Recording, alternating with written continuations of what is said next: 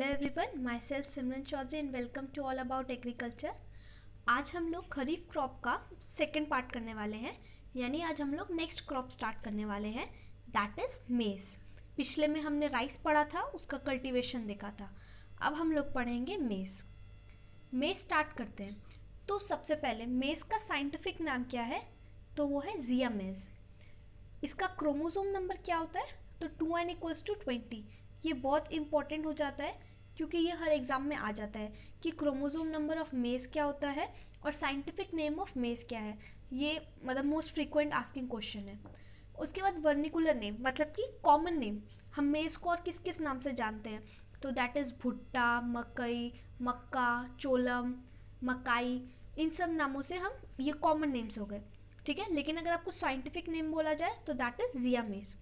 अगर ओरिजिन की बात करते हैं तो इसका ओरिजिन सेंट्रल अमेरिका और मैक्सिको है, लेकिन मेनली हम इसका अगर एग्जाम में आता है तो मैक्सिको लिखते हैं। सेंट्रल अमेरिका एंड मैक्सिको है तो वेरी गुड, नहीं तो सिर्फ मैक्सिको। जियोग्राफिकल डिस्ट्रीब्यूशन, तो मेज़ जो है वो all around the world distributed है, ठीक है। मेज़ का कल्टीवेशन पूरे वर्ल्ड में होता है, एक दो जगह नहीं, पूरे वर्ल्ड में। अगर हम डिग्रीज में बात करें, मतलब एकदम और प्रिसाइज होके, तो ये 58 डिग्री नॉर्थ लैटिट्यूड से लेके 40 डिग्री साउथ लैटिट्यूड तक इसका स्प्रेड है, जिसमें से इसका कल्टीवेशन की बात करें तो all over world is 139 million hectare in area and 600 million tonne produce होता है, इसका प्रोडक्शन है ऑल ओवर द वर्ल्ड, ठीक है। वीट हमने लास्ट लेक्चर में पढ़ा था कि सबसे ज़्यादा होता है वीट का प्रोडक्शन, फिर होता है हमारे राइस का प्रोडक्शन, और उसके बाद होता है हमारे मेज़ का प्रोडक्शन, सबसे ज़्यादा अगर प्रोडक्शन होता है तो, ठीक है। तो crops occupy third position, maize crop जो है वो ऑक्यूपाई करा हुआ है third position next to rice and wheat. First number पे कौन है आपका? वीट। सेकेंड नंबर पे कौन है? राइस। और थर्ड नंबर पे आपका आता है मेज़। अगर वर्ल्ड वाइड बात करें कि कौन कौन सी कंट्री हैं जहाँ पे मेज़ का ऑक्यूपेशन होता है, कल्टीवेशन होता है, तो that is USA, China, Brazil, Mexico, India, Romania, Philippine और इंडोनेशिया। ये मेजर कंट्रीज़ हैं, ठीक है। और अगर इंडिया में बात करें किस स्टेट में सबसे ज़्यादा होता है, तो that is Rajasthan, UP, MP, Bihar, Karnataka, Gujarat, AP, Jammu Kashmir, Himachal Pradesh and Maharashtra, ठीक है। ये इंपॉर्टेंट स्टेट है इन इंडिया जहाँ पे इसका कल्टीवेशन होता है मेज़ का। अब हम बात करते हैं इकोनॉमिकल इम्पोर्टेंस की। तो मेज़ जो है, जैसे कि हमने देखा, सबसे फर्स्ट में राइस आया था प्रोडक्शन के मामले में, सॉरी वीट आया था, देन राइस और मेज़। तो इसलिए मेज़ जो है ये भी एक बहुत इंपॉर्टेंट फूड है हम लोगों का, ठीक है। ये एक स्टेपल फूड है ह्यूमंस का, या हम इसे लाइफ स्टॉक को खिलाने में भी यूज़ करते हैं, और इसका फर्मेंटेशन के लिए भी बहुत जगह यूज़ होता है, ठीक है। फर्मेंटेशन फैक्ट्रीज में, इंडस्ट्रीज़ में मेज़ की काफ़ी ज़्यादा डिमांड है। मेज़ बहुत ज़्यादा इंपॉर्टेंट क्यों है? क्योंकि इसमें एबेंडेंट स्टार्च प्रेजेंट है, दैट इज 65%। इसमें 65% स्टार्च प्रेजेंट है, ठीक है। तो इसलिए मेज़ जो है वो काफ़ी इंपॉर्टेंट हो जाता है। अब मेज़ की जो मिलिंग होती है वो दो टाइप से होती है, एक होती है वेट मिलिंग और एक होती है ड्राई मिलिंग, ठीक है। वेट मिलिंग कहाँ पे की जाती है? तो ये उस इंडस्ट्रीज़ में की जाती है जहाँ पे हमें स्टार्च का ज़्यादा यूज़ होता है, जैसे कि स्वीटनर्स पर जितनी भी इंडस्ट्रीज़ होंगी, ठीक है। ये जो पेपर लैमिनेशन करती हैं, टेक्सटाइल रैपिंग वाली फैक्ट्रीज होती हैं, ये लॉन्ड्री फिशिंग जो भी करती है, फिनिशिंग सॉरी, जो भी लॉन्ड्री का होता है, उन सब में हमारी वेट मिलिंग होती है। ये एक इम्पॉर्टेंट क्वेश्चन हो जाता है क्योंकि इससे क्वेश्चन आता है कि कौन सी मिलिंग होती है, कौन सी वाली मिलिंग यूज की जाती है हमारे लॉन्ड्री में या फिर हमारे पेपर लैमिनेशन में, तो वो होती है वेट मिलिंग। और किसकी होती है ये वेट मिलिंग? मेज़ की। फिर आता है हमारा ड्राई मिलिंग। तो ड्राई मिलिंग जो है मेनली एनिमल्स को फीड कराने के लिए, ब्रूअर्स, ब्रेकफास्ट, सीरियल्स और बाकी जो फूड्स होते हैं उनके लिए यूज होता है, ठीक है। कौन सा? आपका ड्राई मिलिंग। जो ड्राई मिलिंग है वो प्रोमिनेंटली यूज होता है आपका फ्लोर बनाने में। जो फ्लोर इंडस्ट्रीज है या फिर एनिमल फीडिंग की जो भी इंडस्ट्रीज है, फर्मेंटेशन इंडस्ट्रीज है और डिस्टिलेशन इंडस्ट्री है, उन सब में मेनली ड्राई मिलिंग यूज़ की जाती है। और वहीं जो भी स्टार्च रिलेटेड फैक्ट्रीज है, जैसे कि हमारा ये था पेपर का था लैमिनेशन या लॉन्ड्री, वहाँ पे वेट मिलिंग होती है, ठीक है। अगर हम ओवरऑल प्रोडक्शन की बात करें कि कितना प्रोडक्शन हो रहा है, तो उसमें से कंजम्पशन की बात करते हैं, तो ह्यूमन जो है वो 35% कंज्यूम करते हैं, पोल्यूट्री और कैटल फीड 25%, और रेस्ट 15% जो है वो आपकी फूड फैक्ट्रीज जो भी है, प्रोसेसिंग यूनिट्स, वहाँ पे जाता है। ठीक है, अब हम बात करते हैं टाइप्स ऑफ ग्रेन। आपके कितने कितने टाइप्स के मेज होते हैं, तो मेनली 6 टाइप के होते हैं। ठीक है, सबसे पहले आपका फ्लिंट कॉर्न। क्या है? फ्लिंट कॉर्न, जिसे जिया मेज इंड्यूराटा भी बोलते हैं। ठीक है, इसका जो आउटर पोर्शन होता है, केनाल का आपका, कर्नल का आपका आउटर पोर्शन जो होता है वो हार्ड स्टार्च का बना होता है। ठीक है, इसमें अगर डिफरेंस की बात करें इन 6 में, तो मेन इनका डिफरेंस कर्नल को लेके ही है। इसका जो आउटर होता है कर्नल, वो हार्ड स्टार्च का बना होता है, और ये बहुत सारे कलर वेराइटी में आता है, जैसे कि वाइट हो गया, येलो हो गया, रेड ब्लू हो गया, और भी अलग अलग कलर्स होते हैं। किसके? आपके फ्लिंच कॉर्न के। ठीक है, जिसका जिया में इंड्यूराटा बोलते हैं। नेक्स्ट आता है आपका डेंट कॉर्न। अब डेंट कॉर्न जो है उसे जिया में इंडिडेंटा बोलते हैं, डेंटाटा। ठीक है, 95% इसका प्रोडक्शन जो है वो यूएसए में होता है। अगर मेनली पूछा जाए कि डेंट कॉर्न कहाँ मिलती है, तो यूएसए में मिलती है। ठीक है, ऑल ओवर द वर्ल्ड में से 95% तो यूएसए इसका प्रोडक्शन कर देता है। ठीक है, इसमें जो स्टार्च, हार्ड स्टार्च होता है, सॉरी हैज़ नहीं है, ये हार्ड है। ठीक है, हार्ड स्टार्च जो है इसका कर्नल के अंदर ही रह जाता है। फ्लिंट वाले में क्या था? उसके आउटर पोर्शन में था, और डेंट वाले में उसके इनर साइड पे हार्ड स्टार्च होता है। ठीक है, amylose of soft starch in the core कंट्रैक्ट्स।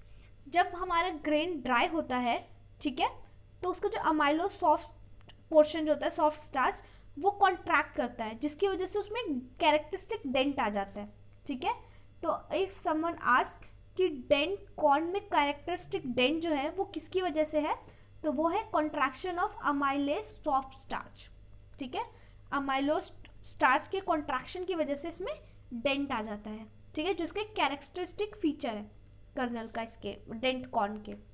ठीक है, और ये भी अलग अलग कलर में आता है, जैसे येलो हो गया, वाइट हो गया, या रेड कलर हो गया। ठीक है, इसका कर्नल जो होता है। फिर आता है हमारा थर्ड, स्वीट कॉर्न, जिसे जिया मेस सेक्राटा भी बोलता है। ये काफ़ी इंपॉर्टेंट हो जाता है, स्वीट कॉर्न। ठीक है, इसे खाते वाते भी हैं, काफ़ी ज़्यादा नोन है इसीलिए। Food grown and harvested at 70% of moisture content. इसे हम, जब इसके अंदर 70% मॉइस्चर कंटेंट होता है, तभी हम हार्वेस्ट कर लेते हैं। ठीक है, ये बहुत अच्छा सोर्स है एनर्जी का, और इसके अंदर से हमें क्या मिलता है? Vitamin A and C. ये काफ़ी अच्छा सोर्स है sweet corn, vitamin A and C का, और इससे एनर्जी भी अच्छी खासी मिलती है। ठीक है, क्यों? क्योंकि इसका जो 20% होता है ड्राई मैटर, वो शुगर का होता है। और वहीं अगर हम बात करें, हमने अभी ऊपर जो पढ़ा था डेंट वाले की, तो उसमें 2% होता है, 2 to 3%। ठीक है, आपका शुगर। लेकिन स्वीट कॉर्न में ऑलमोस्ट 20% जो इसका ड्राई मैटर है वो आपका शुगर ही है, इसलिए इससे काफ़ी अच्छी एनर्जी मिलती है, और ये हाई सोर्स है एनर्जी का। और वहीं गुड सोर्स है ये विटामिन ए और सी का भी।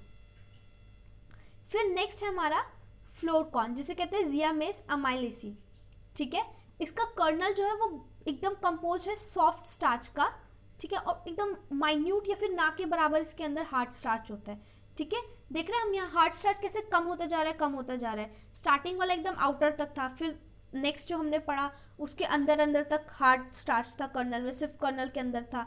फिर उसके बाद थोड़ा कम हुआ, क्योंकि उसमें 70% मॉइस्चर कंटेंट में हम उसको हार्वेस्ट कर रहे थे, और फ्लोर वाले में तो है ही नहीं, होगा एकदम रेयर होगा, इस टाइप से होता है। ठीक है, और ये इजीली इसलिए ग्राइंड भी हो जाता है क्योंकि इसमें हार्ड स्टार्च नहीं प्रेजेंट होता है, और ये मेनली साउथ अमेरिका में इसका यूज होता है। फिर हम आता है नेक्स्ट ई पॉपकॉर्न, जिया मेस इवराटा। ठीक है, इसका कर्नल बहुत ज़्यादा छोटा होता है, तो ये भी एक इम्पॉर्टेंट हो जाता है कि विच मेज हैज स्मॉल कर्नल, तो दैट इज पॉपकॉर्न, या एवराटा भी लिखा होगा। व्हेन, इसको क्या होता है, जब हम इसको हीट करते हैं 70 डिग्री सेल्सियस में आपके पॉपकॉर्न को, तो उसके अंदर के जो ग्रेन्स होते हैं वो स्वेल करते हैं और बर्स्ट आउट हो जाते हैं, टर्निंग इनसाइड आउट। ऐसा क्यों होता है? तो इसके अंदर जितना भी वाटर होता है वो स्टीम की तरह इवेपोरेट हो जाता है, जिसकी वजह से ये स्वेल अप होके ब्रस्ट कर जाता है। ठीक है, एंड लास्ट आपका टाइप होता है वैक्सी कॉर्न। ठीक है, जिसको कहते हैं जिया में सिरिटीना। इसका क्यों नाम है वैक्सीकॉर्न, कि उसका जो कर्नल होता है उसका अपीयरेंस बहुत वैक्सी होता है, ठीक है। तो due to waxy appearance of kernel it is known as waxy corn, ठीक है। इसका जो स्टार्च है उसमें 78% आपका अमाइलोपेक्टिन होता है और 22% अमाइलोज होता है, ठीक है। ये इंपॉर्टेंट है कि कौन से ग्रेन में आपका अमाइलोपेक्टिन और अमाइलोज प्रेजेंट होता है, तो दैट इज वैक्सीकॉर्न। या उल्टा क्वेश्चन हो सकता है कि वैक्सीकॉर्न है what in how much percentage, तो अमाइलोपेक्टिन 78% एंड 22% अमाइलोज, ठीक है। ये थे आपके 6 टाइप के मेज। Next is soil and climate requirement. अब किस टाइप का, हमने पीछे भी स्टार्ट किया था, जब स्टार्टिंग में हमने फर्स्ट लेक्चर में बात की थी कि हम पहले पढ़ेंगे कि क्या होता है उसका साइंटिफिक नेम, उसके क्रोमोसोम नंबर, उसका ओरिजिन क्या है, उसके बाद उसका क्लाइमेट, उसका इकोलॉजिकल वैल्यू क्या है, इंपॉर्टेंस क्या है, उसका जियोलॉजिकल डिस्ट्रीब्यूशन क्या है, उसको कैसे, उसके अगर कुछ टाइप्स है तो वो कौन कौन से टाइप्स है, सीजन है तो किस सीजन में कौन सा होता है। उसके बाद हम पढ़ेंगे उसमें सॉइल कैसे यूज होती है, उसकी रियल सॉइल क्या है, टेम्परेचर देखेंगे, कुछ अगर क्लाइमेटिक रिक्वायरमेंट्स है, फोटो पीरियड है या उसके कुछ क्रिटिकल स्टेजेस हैं, उसमें कुछ अलग तरीके से इरिगेशन होता है, तो वो सब चीज़ें हम स्टार्टिंग में देखेंगे। ये हमेशा हमारा फर्स्ट लेक्चर रहेगा, कोई भी हम क्रॉप करेंगे तो 2 लेक्चर्स में रहेगा। पहला लेक्चर रहेगा उसका ये सब इंट्रो, ठीक है, बेसिक, क्योंकि जब आपका इंट्रोडक्टरी टू एग्रीकल्चर या एलिमेंट्री एग्रीकल्चर ऐसा एक सब्जेक्ट आता है तो उसमें जो है ऐसे पूछा जाता है खरीफ क्रॉप, रबी क्रॉप कुछ दिए जाएंगे, तो उसमें हमें स्टार्टिंग के ये पॉइंट्स लिखने होते हैं और ये पॉइंट्स जो हैं एग्जाम्स के लिए भी बहुत ज़्यादा इंपॉर्टेंट होते हैं, इसीलिए। तो अब हम बात करते हैं सॉइल एंड क्लाइमेट रिक्वायरमेंट की। तो हमें किस टाइप की सॉइल चाहिए होती है, तो इसमें मेनली हमें चाहिए होती है deep fertile, rich organic matter and well drained soil. ये जो है मोस्टली प्रिफर की जाती है, पर ज़रूरी नहीं कि यही सॉइल होगी तो ही हमारा मेज़ ग्रो करेगा। मेज़ हमारा वैरायटी ऑफ सॉइल में ग्रो करता है, लेकिन अगर हम आइडियल कंडीशन की बात करें तो वो होती है deep fertile, rich in organic matter and well drained soil, ठीक है। और ज़्यादा स्पेसिफिक होकर बात करें तो लोमी और स्लिटी लोमी या फिर स्लिटी क्लेई सॉइल होती है, ना ही क्लेई ना ही सैंडी, प्रॉपर क्ले या प्रॉपर सैंडी नहीं, लोमी, स्लिट लोम या फिर स्लिटी क्ले लोम टाइप की जो सॉइल होती है वो आइडियल सॉइल मानी जाती है ग्रो करने के लिए हमारे मेज को, ठीक है। इसलिए कहा है कि वैरायटी ऑफ सॉइल में ग्रो कर जाता है हमारा मेज, ठीक है। लेकिन अगर हम एवरेज की बात करें, मतलब एक बेसिक लाइन कि कैसी सॉइल चाहिए, तो हमें ऐसी सॉइल चाहिए मेज ग्रो करने के लिए जिसका टेक्सचर मीडियम हो और उसकी वाटर होल्डिंग कैपेसिटी अच्छी हो, क्योंकि मेज जो है वो बहुत ज़्यादा सेंसिटिव होता है टुवर्ड्स वाटर लॉगिंग। क्योंकि हम इसको ग्रो करते हैं रेनी सीजन में, इसलिए हमें इस बात का एकदम ध्यान रखना होता है कि कोई भी वाटर स्टेगनेशन यानी स्टेगनेंट वाटर लैंड में ना रहे। जैसी बारिश वारिश हुई है उसके 4 से 6 घंटे के आसपास हम सारा जो स्टेगनेंट वाटर है, रुका हुआ पानी है, उसको वहाँ से हटा दें, ठीक है। क्योंकि हमारी क्रॉप वाटर लॉगिंग के लिए बहुत ज़्यादा सेंसिटिव है, इस बात का हमें इसलिए स्पेशली ध्यान रखना होता है। पीएच की बात करें तो इसका पीएच रेंज जो है वो 6.5 से 7.5, मतलब कह सकते हैं हम लोग स्लाइटली, एकदम स्लाइटली एसिडिक है, ठीक है। 7 इज न्यूट्रल, तो एकदम स्लाइटली एसिडिक और बेसिक के बीच में, almost neutral, tends to neutral, इस टाइप से होता है इसका पीएच, ठीक है। ये हो गई सॉइल किस टाइप की चाहिए थी। अब हम बात करते हैं कैसा टेम्परेचर चाहिए। तो मेज को नॉर्मली मतलब एक रेंज जो होता है प्लांटिंग से लेके इमरजेंस तक, प्लांटिंग से लेके जब हमने उसे लगाया था उसमें जो आने लगते हैं, मतलब उसकी लीव्स निकलनी होती है इमरजेंस, वहाँ तक का जो उसका टेम्परेचर रिक्वायर्ड है that is 9 to 30 degree Celsius. Maximum rate जो होती है मेज ग्रोथ की वो कब होती है, 30 डिग्री सेल्सियस पे होती है, तो that is an important question. और मेज की जो रिक्वायर बोला था मैंने 9 to 30 डिग्री सेल्सियस, ये भी इंपॉर्टेंट क्वेश्चन है, कब तक के लिए, प्लांटिंग से लेके इमरजेंस तक के लिए, ठीक है। और वही अगर बात करते हैं इमरजेंस से सिल्किंग तक के लिए, तो इसमें जो है हमें टेम्परेचर और फोटो पीरियड दोनों थोड़ा ज़्यादा चाहिए होता है, क्योंकि इसमें लीव के नंबर इंक्रीज करते हैं और नंबर इंक्रीज कर रहे हैं लीव्स के, इसलिए इसमें टेम्परेचर और फोटो पीरियड भी इंक्रीज करेगा। So we can say emergence to silking leaf number increases with temperature and photo period, ठीक है। और मैक्सिमम रेट बता दिया मैंने आपको 30 डिग्री सेल्सियस, और अगर प्लांटिंग से इमरजेंस की बात करें तो इट्स 9 to 30 डिग्री सेल्सियस, ये टेम्परेचर है, ठीक है। जितना ज़्यादा ग्रेन फिलिंग का पीरियड होगा, जितना लंबा ग्रेन फिलिंग का पीरियड होगा, उतनी ज़्यादा हमें यील्ड मिलेगी। लेकिन इसमें जो मेन बात ध्यान रखने की क्या है कि वहाँ पे कोई भी फ्रीजिंग टेम्परेचर नहीं होना चाहिए, ठीक है। Longer the grain filling period, higher the grain yield provided, no freezing temperature. जितना ज़्यादा उसके बाद आपका हायर सोयल रेडिएशन होगा, उतना ज़्यादा आपकी फोटोसिंथेसिस होगी, उतना ज़्यादा वो फूड प्रोड्यूस करेगा और उतने अच्छी क्वालिटी का आपका मेज़ होगा, ठीक है। फिर हम बात करते हैं सीजन एंड वेराइटीज़ की। तो मेज़ की मेनली जो है 3 वेराइटीज़ होती हैं, 3 टाइप की होती है इसमें मेज़ में वेराइटीज़, ठीक है। और ये मेज़ जो है, वे वेराइटीज़ जो है बेसिकली तमिलनाडु वेराइटी है। तमिलनाडु में इसका मेन नाम है, मतलब ओरिजिन कह सकते हैं इसकी वेराइटी के नाम का, ठीक है। एक नाम है इसका अधिपतम, जो कि जुलाई से अगस्त के टाइम पे होता है। फिर है पुरास्तति पतम, जो कि सितंबर से अक्टूबर के टाइम पे होता है। और तीसरा है थाई पतम, जो कि जनवरी से फरवरी के टाइम पे होता है, ठीक है। क्या बोला मैंने कि मेज़ जो है वो 3 सीजन होते हैं मेज़ के। पहला होता है अधिपतम, जो कि जुलाई से लेके अगस्त तक होता है।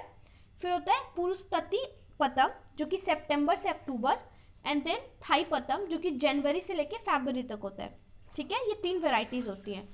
और अगर इसके हम मेन बात करें कि किस टाइप के आपके वो हैं, टाइप्स हैं, ठीक है, वेराइटीज़ होती हैं, तो एक है आपका वेराइटी को1, कोएचएम4, कोएचएम5, CO BC, B for baby and C for corn 1। ये तमिलनाडु की मेनली वेराइटीज़ है, और ये जो सीज़न का नाम है वो भी तमिलनाडु से लिया गया है, ठीक है।